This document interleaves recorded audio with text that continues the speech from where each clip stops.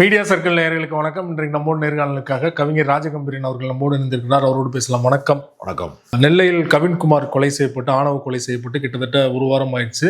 இந்த சூழலில் பார்த்தீங்கன்னா கோபி சுதாகர் அவங்களுடைய பரிதாபம் சேனலில் பார்த்தீங்கன்னா நேற்று ஒரு வீடியோ வெளியானது. சோசியல் மீடியாவை திறந்தாலே அந்த வீடியோ தான் ட்ரெண்டிங்கில் இருக்குது. குறிப்பாக ஜாதிக்கு எதிராகவும் ஜாதி வெறியர்களுக்கு எதிராகவும் அந்த வீடியோ வெளியே இருக்குது.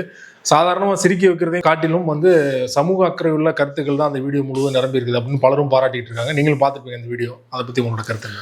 ரொம்ப சீரியஸான கருத்துக்களை சிரிப்பு கலந்து சொல்றது, நகைச்சுவை கலந்து சொல்றது, அது ஒரு வகையான வித்தை.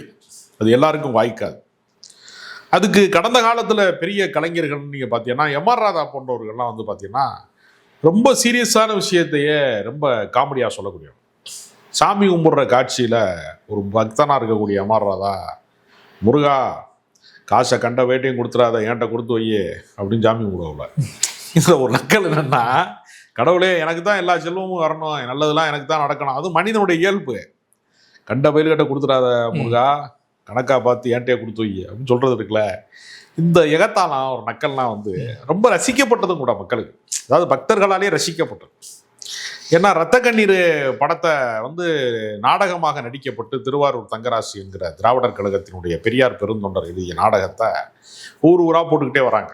அந்த காலத்துலலாம் நாடகங்களே திரைப்படங்களாக மாறும். அப்போ இதுக்கு யார் சரியான ஆள் நடிக்கிறதுக்கு? ஏன்னா சோக காட்சிகள் நிரம்பிய படம், ஒரு குஷ்டரோகி அப்படிலாம் வர்ற படம் அப்படிங்கிறதுனால சிவாஜி கணேசன் தான் பொருத்தமானவர் அப்படின்ட்டு அவர் கால் ஷீட்டுக்காக அலைஞ்சிருக்காங்க. அவர் அன்னைக்கு பெரிய ஸ்டாராக இருந்திருக்கார். அதனால் அவருக்கு டேட் கொடுக்க முடியல. ரொம்ப தள்ளி போட்டுக்கிட்டே 2 வருஷத்துக்கு டைம் இல்லை, அந்த அடுத்த மாதம் பார்க்கலாம், 6 மாதம் கழிச்சு வாங்கன்னு சொல்லிகிட்டே இருக்காரு. கடுப்பாய் என்ன பண்ணிட்டாங்கன்னா, இது எதுக்கே அவர்கிட்ட போய் நம்ம கெஞ்சி கிடக்கலாம், எம்ஆர் ராதா வச்சு எடுப்போம் அப்படின்னு எடுத்துட்டாங்க. படத்தோட ப்ரீவியூ காட்சி போட்டு காட்டும் போது நடிகர் திலகம் சிவாஜி கணேசனை கூப்பிட்டு பார்க்க வச்சுருக்காங்க. அவர் படத்தை பார்த்துட்டு சொன்னார், நல்ல வேளை நான் நடிக்கலை, நான் நடிச்சிருந்தேன்னா இது கண்ணீர் காவியமாக இருந்திருக்கும். இதுக்கு நடுவில் நகைச்சுவை பண்ணுறது இருக்குல்ல, சாம்பாரில் போடுற மஞ்சளையெல்லாம் மூஞ்சியிலே போடுறா அப்படின்னு சொல்கிறதெல்லாம் இருக்குல்ல, அவளை ஏன்டா உனக்கு பிடிக்கல அப்படின்னு மருமகளை எம்ஆர் ராதா அம்மா கேட்கும்போது இந்த டைலாக் சொல்லுவார், சாம்பாரில் போட வேண்டிய மஞ்சள் பொடியை மூஞ்சியிலே போடுறா, அவளை எனக்கு எப்படி பிடிக்கும் அப்படின்னு கேட்பாரு. அடியே காந்தா சொல்றதெல்லாம் சிவாஜி சொல்லியிருந்தா நல்லா இருக்காது. இவ்வளவு அது ஒரு சோக ரசமா இருக்கும், ஒரு ஒரு ஒரு பட்டனா தான் இருக்கும். இப்படி ஒரு நவரசமா குட்டியிருக்காரு. ஏறத்தாழ பரிதாபங்களுடைய தொடர்ச்சி என்பது கூட ஏறத்தாழ எம்ஆர் ராதாவின் தொடர்ச்சி, சத்யராஜ் போன்ற பகுத்தறிவு கலைஞர்களுடைய தொடர்ச்சி, மணிவண்ணன் அமைதிப்படை மணிவண்ணன் மாதிரியான இயக்குநர்களுடைய தொடர்ச்சி இருக்குல்லையா. நீங்கள் அதை எந்த பெரிய மேக்கப் இல்லாமல் பெரிய 2 சட்டையை மாற்றிட்டு வர்றாங்க, டயலாக்கில் தான் டெலிவரி ஆகுது எல்லாமே. நீங்கள் சரக்கு அடிச்சுட்டு நைட்டில் பயங்கரமாக ரகலை பண்ணுறவங்க காலையில் தூங்கிட்டு எந்திரிச்சு நான் தான் பண்ணுனான்னு தெரியாத மாதிரி அப்பாவி மாதிரி கேட்பாங்க, நம்மகிட்டே கேட்பாங்க, என்ன அப்படி சொல்கிற அப்படி கேட்பாங்க நம்மகிட்ட. அதை எவனாவது வீடியோ எடுத்து வச்சு மறுநாள் போட்டு காமிச்சா தான் அவனுக்கே உண்மையிலே தெரியாது, நிதானம் இழந்திருப்பாங்க. இந்த மது போதையை விட சாதி போதையை விட கொடூரமானது. இதை ஒரு சாதி வெறியனா இருக்கிறவன் போட்டு பார்த்தான்னு வச்சுங்க, எதுக்குடா நம்ம கையில் கயிறு கட்டி விடுறாங்க, எதுக்கு அருவாள் எடுத்து வெட்ட வைக்கிறாங்க, வெளியூருக்கு போனவன்லாம் வேலைக்கு போய் பொழைச்சிருவாங்க, இவன்லாம் போகக்கூடாதுரா அப்படின்னு உடனே மாதிரியே அவன் தரித்திரியமாக இருக்கணுமான்னு கேட்டதுக்கு, ஆமாம் நம்ம கூட இருக்கணும்லடா, நமக்கு ஆள் இல்லாமல் போயிடணும்டா தனியாக. அப்புறம் கிராமத்திலே இருக்கிறவன் பின்தங்கி இருக்கிறான், சாதியை நம்பிக்கிட்டு இருக்கிறவன் வாழ்க்கையில் முன்னேற முடியாதவனா இருக்கான், விளங்காமல் போயிடுவாங்க. இப்போ சாதியை அருவாள் எடுத்து வெட்டுறவன் தான் பாதிக்கப்படுறாங்கிறது அல்ல, கொலை செய்யப்பட்டவன் மட்டும்தான் பாதிக்கப்படுறான் இல்லை, அருவாளை தூக்கிட்டு போகிறவன் வாழ்க்கையும் சூனியமாயிரும் அப்படிங்கிற விஷயத்த ரொம்ப நாசூக்கா நகைச்சுவையா எல்லாருக்கும் புரியும்படியான எளிமையான மொழியில் சொல்கிறது இருக்குல்ல. அது வெள்ளைச்சட்டை போடுறது, வெறப்பாக நடக்கிறது, காஸ்டியூம் மாற்றுறது, குரங்கு மாதிரி தவறுறது, நெஞ்ச நிமித்தி நடக்கிறது. இப்போ நீங்கள் சீமான் மீட்டிங்லாம் பார்த்தீங்கன்னா, டேய் நெஞ்ச நிமித்திக்கிட்டு நடரா, நம்ம பரம்பரை எவ்வளோ பெருசு தெரியுமாடா, அவர் அதை தமிழாக மாத்துறாரு. ஜாதியை சொல்கிறவன்னா எல்லாருமே ஒரே டைலாக் தான் சொல்லுவாங்க, எப்போ கேட்டாலும் நம்ம ஆண்ட பரம்பரைங்கிறான், ஆளாத பரம்பரையே கிடையாதுங்கிறாங்க. என்ன ஆண்ட பரம்பரைனா என்ன? என்னைக்கோ ஒருத்தன் பல நூற்றாண்டுக்கு முன்னாடி ஒருத்தன் ராஜாவாக இருந்தாங்கிறத சொல்லி இப்போ போய் மளிகை கடையில் ஏதாவது ஜாமான் வாங்க முடியுமா, தேங்காய் வாங்க முடியுமா, இல்லை காய்கறி கடையில் போய் மாங்காய் வாங்க முடியும், எதுவுமே வாங்க முடியாது. இப்போ இந்த பழம்பெருமை பேசுவதெல்லாம் எவ்வளோ பெரிய மடையர்களாக இருப்பான், அவன் முட்டாளாக இருப்பான். சாதி எவ்வளோ பெரிய கற்பிதம், இதை உடைக்காம வந்து நம்ம வந்து மனிதர்களாக வாழ்வதற்கு நமக்கு வந்து வாய்ப்பே இல்லாமல் போயிடும். நம்ம மனுஷனாவே வாழாமல் போயிட்டோம்னா என்ன செய்யுது? மனிதன் வந்து ஒரு சோசியல் அனிமல். இவங்க வந்து என்ன சொல்றாங்க, ஏன்னா நம்ம அனிமல் தாண்டா, என்னடா சோசியல் வேண்டி கிடக்கு, நம்ம நேரடியாக அனிமல் தாண்டா அப்படின்னு சொல்ற இடம் இருக்குல்ல. ஜாதி ஒருத்தனை மிருகமாக மாற்றுகிறது, மதம் ஒருத்தனை வந்து ஒரு பெரிய ஒரு ஒரு மிக மோசமான ஒரு மிருகமாக மாற்றி விடுகிறது. அதுல இருந்து வெளியில வரணும் நம்ம அப்படின்னு சொல்றதுக்கான ஒரு கருத்தை வந்து இலகுவாக சொல்லி ஏறத்தாழ நான் பார்க்கும்போதே 18 லட்சம் பேர் பார்த்தாங்க. 18 லட்சம் பார்வையாளர்களை தன் பக்கம் திருப்புவதுங்கிறது விளையாட்டு கிடையாது. இது என்னதான் ஆட்டோவில் இருக்கிற கண்ணாடியை திருப்புறது கிடையாது. ரொம்ப வந்து கவனத்தை திருப்புறதுல இன்னைக்கு சோசியல் மீடியா முழுக்க எவ்வளவோ வீடியோக்கள் கொட்டிக்கிட்டு கிடக்கு. ஒவ்வொரு செகண்டும் ஒரு வீடியோ வந்து உள்ள இறங்கிக்கிட்டு தான் இருக்கு. அதுவும் சின்ன சின்ன இயக்கத்தை சேர்ந்தவங்க எல்லாம் ஜாதிக்கு எதிராக திரும்பக்குள்ள கூட்டம் போடுறதெல்லாம் 10 பேர் கூட பார்க்க மாட்டாங்க, போய் சேராது. ஆனா இவங்க வந்து சட்டையரா பேசுறது பாத்தீங்கன்னா நீங்க சொல்ற மாதிரி 20 லட்சம் பேர் ஈஸியா. எனக்கு தெரிஞ்சு தமிழ்நாட்டில் முற்போக்கு இயக்கங்கள்னு சொல்லுகிறவங்க எல்லாராலையுமே 50 பேர்ல இருந்து 500 பேரை திரட்டுறதுக்கு வாழ்நாளே வீணாக்கிறான்.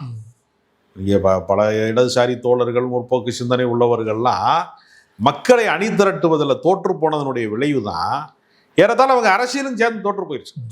மறுபடியும் வந்து நீங்கள் வந்து ஆண்ட கட்சிகளும் ஏற்கனவே ஆட்சி புரிந்த கட்சிகளும் தவிர மற்றவங்களுக்கெல்லாம் தேர்தல் களத்தில் வந்து பெரிய துணை மாப்பிள்ளையாக இருக்கலாமே தவிர மாப்பிள்ளையாக முடியாதுங்கிற ஒரு இடம் இருக்குல்ல. அவர்கள் யாரும் முதன்மை சக்தியாக மாற முடியாதுன்னு ஒரு இடம் இருக்கலாம். அதுக்கு காரணமே என்னன்னா மக்களை அணி திரட்ட முடியாதுதான். அப்போ நல்ல சிந்தனையின் பக்கம் மக்களை அணி திரட்டுவதற்கு ஒரு கலைப்பூர்வமான ஒரு முயற்சியை வந்து பரிதாபங்கள் கோபி மாதிரி டீம் வந்து ரொம்ப சிறப்பாக செய்கிறாங்க. ஒரு என்டர்டெயின்மெண்ட் வந்து ஒரு 14 நிமிடங்கள் அது இருக்குது. 14 நிமிடமே போனதே தெரியல, அவ்வளவு இயல்பாக இருக்குது. திரும்ப திரும்ப பார்க்குறாங்க நிறைய. ஆமாம், நிறைய பேர் பார்க்குறாங்க. ஒன்று. ரெண்டாவது, இதை உண்மையிலேயே சாதி நோயால் பாதிக்கப்பட்டவன், அந்த சாதி என்பது ஒரு மனநோய், அதில் பாதிக்கப்பட்டவன் இது போன்ற இந்த படங்களை பார்க்கறது மூலமாக அவனுக்கே மனமாற்றம் ஏற்பட வாய்ப்பு. ஏற்கனவே நீயானால கூட பார்த்தீங்கன்னா ஒரு ஷோ இந்த மாதிரி நடக்கும், ஒரு நெஞ்ச நிமித்தி ஒரு பையன் நடப்பான். அவன் பையனை பார்த்தீங்கன்னா திரும்ப அதே நீயானால ஒரு வருஷம் கழிச்சு பார்த்தீங்கன்னா நான் திருந்திட்டேன், நான் பண்ணது தப்புலாம் அப்படின்னு சொல்லிட்டு அவனே பேசியிருப்பான் அதே சொல்லி. ஸோ அந்த மாதிரி இந்த வீடியோவும் பார்த்து நிறைய இதுதான் மனமாற்றம் தான் ஒரு பெரிய சமூகத்தின். அதாவது சாதிய வன்கொடுமைகளையோ சாதிய புத்தியவோ ஆதிக்க புத்திகளையோ சட்டம் போட்டு தடுக்க முடியாது. சட்டம் என்பது என்னன்னா, குற்றம் நிகழ்ந்ததற்கு பின்பு கை விளங்க மாட்டலாம், அவனை கொண்டே சிறைச்சாலையில் அடைக்கலாம், அவனுக்கு வந்து சில ஆண்டுகள் தண்டனை வாங்கி தரலாம், இதெல்லாம் ஆயுள் தண்டனை கூட வாங்கி தரலாம் கொலை செஞ்சவனுக்கு. ஆனால் அவனுடைய மனநிலையை மாற்றுவது இருக்குல்ல, நம்ம செய்தது தவறு. சாதி மனநிலை என்பது எல்லாம் இந்த உலகத்தில் பிறந்த எல்லா உயிர்களுக்கும் வாழ்வதற்கான உரிமை இருக்கிறது. காக்கா குருவியிலிருந்து மனுஷன் வரைக்கும் அவனவன் விரும்புகிற வாழ்க்கையை தான் வாழ முடியும். நான் சொல்றபடி தான் நீ கேட்கணும்னு இருக்குல்ல, அதுக்கு வந்து எந்த அர்த்தமுமே கிடையாது. இதுக்கு பேர் தான் ஆதிக்கம். என்னுடைய கருத்தை தான் நீ ஏற்றுக்கொள்ளணும், உனக்கு சொந்தமாக ஒரு கருத்து இருக்கக்கூடாது அப்படிங்கிறது வந்து தோற்று போன ஒன்று. அதாவது இந்த உலகமே ஒருத்தனை பார்த்து நடுங்கிக்கிட்டு இருந்தப்ப, ஹிட்லருங்கிறவனை பார்த்து நடுங்கிக்கிட்டு இருந்தப்ப, ஹிட்லரை பற்றி கிண்டல் பண்ணி கேலி பண்ணி சார்லி சாப்ளின் வந்து ஒரு படம் எடுத்தாப்புல, டிக்டேட்டர்னு நினைக்கிறேன், அந்த சர்வாதிகாரிங்கிற அந்த படத்தை ஹிட்லரே பார்த்து சிரிச்சிருக்கான். இது வேற யாருக்காவது நடக்குமா? ஹிட்லருக்கு வந்து மாற்றுக்கிறது சொல்ல முடியுமா உங்களுக்கு? சர்வாதிகாரிகளை கூட, உலகத்தையே நடுங்க வைத்த சர்வாதிகாரிகளை கூட நீங்கள் வரலாற்றின் கோமாளிகள்ரா, நீ காமெடி பீஸ் தான்டா, நீ வந்து நீ நினைச்சிட்டு இருக்க இவ்வளவு வேற கொண்டுட்டோம்னு. வரலாறு மூஞ்சியில காரி துப்போம், வரலாற்றில் நீ ஒரு கோமாளியாக கருதப்படுவேன்னு சொல்லக்கூடிய தைரியம் வந்து கலைஞர்களுக்கு இருக்கணுங்கிறதுக்கு சார்லி சாப்ளின் போன்றவர்கள்லாம் ஒரு முன்னுதாரணம். அதனால இன்றைக்கு சோசியல் மீடியா வந்து இது மாதிரியான கருத்துக்களை சொல்வதற்கு பயன்படுத்தக்கூடிய அந்த டீம் வந்து ரொம்ப பாராட்டுக்குரியது. சமூக அக்கறை மிக்க கலைஞர்களாக மாறணும். சினிமா கோடிக்கணக்கில் போட்டு சினிமா எடுக்கிறான், குத்துப்பாட்டு போட்டு ஓப்பனிங்க டாஸ்மார்க்கில் தான் ஓப்பன் பண்ணுறான். படம் முழுக்க பார்த்தீங்கன்னா அவங்களுக்கு எதுக்கு எடுக்கிறாங்கன்னு அவங்களுக்கும் தெரியல, பார்க்குற நமக்கும் தெரியல. பல கோடிகளை கொட்டி எடுக்கப்பட குப்பைகளுக்கு நடுவில் இந்த கோபி சுதாகர் மாதிரியான சமூக அக்கறை இருக்கக்கூடியவர்கள் சோசியல் மீடியாவில் இருப்பது ரொம்ப மகிழ்ச்சி அளிக்கிறது. அவர்களுக்கு என்னுடைய வாழ்த்துக்களை தெரிவிக்கும். குருபூஜைங்கிற பேரில் பார்த்தீங்கன்னா அன்றைக்கி ஒரு நாள் முழுவதும் அவங்க பண்ணுற அட்டகாசங்களையும் இந்த வீடியோ மூலமாக தோல் வச்சு காட்டியிருப்பாங்க. அது அவங்க பண்ணுறதையும் தாண்டி இன்னைக்கு ஒரு நாள் வந்து எங்களை எதுவும் பண்ண மாட்டாங்க அப்படிங்கிற வசனம் இல்லை. அதாவது ஒரு கும்பல் திரண்டுருச்சு அப்படின்னா, நீங்கள் 4 எருமை மாடு ஒன்றா நிற்கிதுன்னு வச்சுங்க, அதனால் சட்ட ஒழுங்கு பிரச்சனை வந்து எந்த பிரச்சனையுமே வராது. 4 மனிதர்கள் ஒன்றா கூடிட்டான்னா அவன் யாருக்கு எதிராக பேசுகிறாங்கிறது ஒரு பெரிய கேள்விக்குறி. ஒரு போலீஸ்காரர் வந்து ஒரு 4 பேர் சேர்ந்து நிற்கிறாங்க, ஏன் நீங்கள் நிற்கிற, எதுக்கு நிற்கிற, நீ யாரு அப்படி கேட்குறாரா இல்லையா? ஐடி கார்டை கூட, நீ எதுக்கு இங்கே நிற்கிற, நடராத்தில் எதுக்கு இங்கே நடந்து போகிற அப்படிலாம் கேட்குறாங்க இல்லையா? இப்போ சட்ட ஒழுங்கு பிரச்சனையை உருவாக்குவதில், சமூகத்தில் வந்து ஒரு விபரீதமான கலவரங்களை உருவாக்குவதில் கும்பல் மனோபாவம் என்பது எப்பொழுதுமே ஒரு மோசமான சக்தியாக இருக்கு. நீங்கள் குரு பூஜை நேரங்களில் பார்த்தீங்கன்னா கும்பலாக போய் ஒரு ஹோட்டலுக்குள்ளே போய் சாப்பிட்டு காசு கொடுக்க மாட்டாங்க. அதனால எல்லா அந்த அந்த குரு பூஜை நடக்கக்கூடிய சாலை நெடுகளுமே எல்லா கடைகளையும் அடைச்சிருவாங்க, பஸ்ஸு ஓடாது.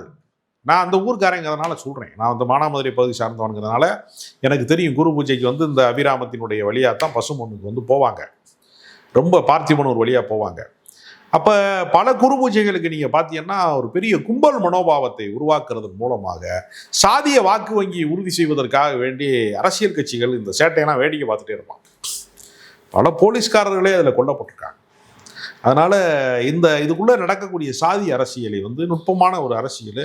அதனால தானே பிற்படுத்தப்பட்டவர்கள் வந்து நமக்கு எங்கே ஓட்டு போடாமல் போயிடுவாங்களோ, நமக்கு எதிராக திரும்பிடுவாங்களோங்கிற அச்சம் தானே சாதி ஆணவ படுகொலைக்கு எதிரான சட்டத்தை கூட ஏற்றுவதற்கு தயங்க வேண்டிய நிலைமை இருக்கிறது. அந்த கல யதார்த்தம் ஏன் இப்படி இருக்கிறது அப்படின்னா, சாதிய மனநிலை அவ்வளவு மேலோங்கி இருக்கிறது. ஓட்டு அரசியல் அது பெரிய வேலை செய்யுது அப்படிங்கிறதான் காரணமாக இருக்குது. அதனால் குரு பூஜை மட்டுமல்ல, கும்பல் மனோபாவமாக சாதி சங்கம் இப்போ எல்லாருமே குரு பூஜைங்கிறான். பிரேமலதா கூட பார்த்தீங்கன்னா நான் ஒரு ரத யாத்திரை மாதிரி தான் கொண்டு போகிறேங்கிறாப்ப. விஜயகாந்த் ஆலயம் இப்போ போகிற அந்த மக்களை சந்திக்க போகிற அந்த பயணத்துக்கு வந்து ஏதோ ஒரு ரத யாத்திரை மாதிரி ஒன்று போட்டிருக்காங்க. அப்போ இந்த கும்பல் மனோபாவத்தை வந்து குரு பூஜை மனோபாவமாக மாற்றுறது அப்படிங்கிறது இப்போ எல்லா இடத்துலையும் தொடங்கிட்டாங்க. காடு வெட்டி குருவுக்கு வந்து நம்ம குரு பூஜை நடத்தணும்னு ஒரு குரூப்பு கிளம்புனாங்க. எல்லா ஜாதியிலையுமே குரு பூஜை என்பது ஒரு ஆயுதமாக மாற்றப்பட்டிருக்கு. அப்போ இருக்கிற சாமி நம்பிக்கை, இருக்கிற சாதி நம்பிக்கை பத்தாதுன்னு மேலும் மேலும் அதிகப்படுத்தக்கூடிய ஒரு வாய்ப்பு உருவாகுது. இது சமூகத்துக்கு நல்லதல்ல.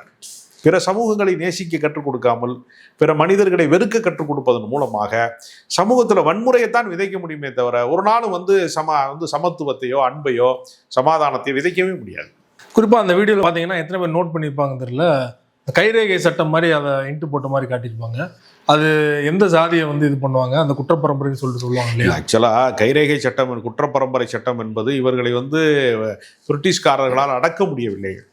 அவர்கள் வந்து சுதந்திர போராட்டத்திற்காக களத்திலே நின்றார்கள். இப்போ பிரிட்டிஷ்காரன் போட்ட சட்டங்களை வந்து அவர்களால் வந்து இவர்களை வந்து கட்டுப்படுத்த முடியவில்லை என்கிறதுக்காக உருவாக்கப்பட்டது. அதனால் வரலாற்று பூர்வமாக வந்து அந்த கைரேகை சட்டம் என்று சொல்லக்கூடியவங்க காவல் நிலையத்தில் வந்து இரவுல வந்து படுக்கணும் அப்படின்னு சொல்றது கடந்த காலங்களில் அவர்களுடைய போராட்ட வரலாறு என்பதை வந்து நம்ம கொச்சைப்படுத்த முடியாது. அது வந்து நியாயமான ஒரு போராட்டம். ஆனால் அது அந்த காலகட்டத்தில் விடுதலை போராட்ட காலகட்டத்தில் அவர்கள் முன்னின்றவர்கள் என்பதை வந்து இப்பொழுது வந்து தன்னை விட வசதியிலையும் வாய்ப்பிலையும் குறைந்தவனை வந்து அடிக்கிறதுலையோ அவனை கொலை செய்யறதுலையோ அதில் வந்து நம்ம உரிமை எடுத்துக்கிற முடியாது. வீரம் என்பது என்னன்னா தன்னை விட வலிமையோடு இருக்கிறவனோடு மோதுவது தான் வீரம். தன்னை விட வலிமை குறைந்தவனோடு மோதுவது என்பது வந்து கோழைத்தனம். இப்போ நீ வீரன்னா நேருக்கு நேரம் மோத வேண்டியது என்னடா, எதுக்குடா மிளகா பொடியை கண்ணில் போட்டேன்னு கேட்கறது இல்லை. அப்போ நீ வீரம் கிடையாது, நீ கோழைன்னு சொல்ற இடம் இருக்குல்ல. அதனால யாராக இருந்தாலும் சரி, ஒரு மனிதனை கொலை செய்வதில் என்ன வீரம் இருக்கிறது, ஒருத்தனை வாழ வைப்பதில் வீரம் இருக்கிறது, சக மனிதனை நேசிப்பதில் வீரம் இருக்கிறது. நான் இத்தனை பேரை வாழ வச்சேன்னு சொல்றதுல பெருமை இருக்கே தவிர நான் வந்து இவ்வளவு பேரை கொண்டிருக்கேங்கிறதுல என்ன பெருமை இருக்கு, கொலைகாரனா இருக்கிறதுல என்ன பெருமை, அதுல சாதி பெருமை கிடையாது. நீ மனிதனே இல்லைங்கிறதா அதுல அம்பலப்படுகிறதே தவிர அதை நியாயப்படுத்த முடியாது. அதனால சாதியை வந்து நீங்க வந்து நற்செயல்களுக்கு பயன்படுத்துறோம். அதையே அதை குறிப்பிட்டிருக்காங்க. உன் ஜாதிக்காரன் 4 பேரை படிக்க வைக்கலாம்ல, உன் ஜாதிக்காரன் 4 பேருக்கு வந்து வேலை வாங்கி தரலாம்ல, அதை விட்டு எதுக்குடா கத்தியை வந்து கையில் அருவாளை கொடுத்து அனுப்புறேன்னு கேட்குற ஒரு டைலாக் அதில் வருது. அது சாதி சங்கங்கள் செய்ய வேண்டிய வேலையே அந்த சமூகத்தில் பின்தங்கி இருக்கிறவர்களை மேல் தூக்கி விட வேண்டுமே தவிர அவன் கையில் வன்முறையை வந்து திணிப்பது அல்ல, அவன் கையில் அருவாளை கொடுக்கறது அல்லங்கிற விஷயத்த அவங்க பரிதாபங்கள் டீம் வந்து ரொம்ப சிறப்பாக பண்ணியிருக்காங்க. பரிதாபங்கள் வீடியோ தொடர்பாக பல்வேறு விஷயங்களோட பகிர்ந்து கொண்டீங்க. மிக்க நன்றி.